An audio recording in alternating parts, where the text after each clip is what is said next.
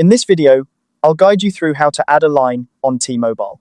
Whether you're expanding your service for a family member, a friend, or simply adding a separate line for work, this process is straightforward and convenient. Let's dive right in. First, you'll want to open your web browser and navigate to the T-Mobile account page. This is where you'll manage all aspects of your T-Mobile services. Once you're on the page, go ahead and log into your T-Mobile account using your T-Mobile ID.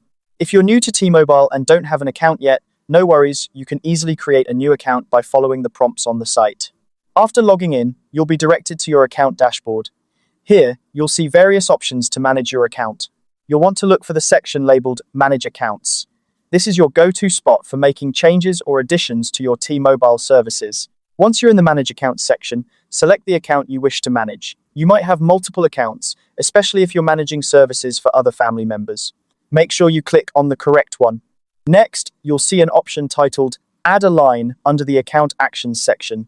Click on this option to proceed. This is where you'll start the process of adding a new line to your existing account. Now, a crucial step. You'll need to decide whether you're bringing your own device or purchasing a new one. For this guide, we'll focus on the Bring Your Own Device option, which is perfect if you already have a phone you're comfortable with and just need the service. Before you continue, ensure you have your device details ready.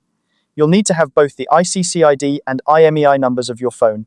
These numbers are essential for setting up your new line and ensuring your device is properly connected to the network. You can usually find these numbers in your phone settings or sometimes on the device itself. With your device details in hand, proceed by following the on-screen instructions.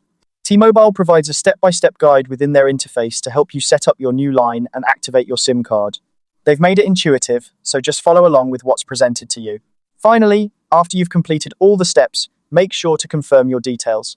This final confirmation is important as it verifies everything is set up correctly and that your new line is ready to use.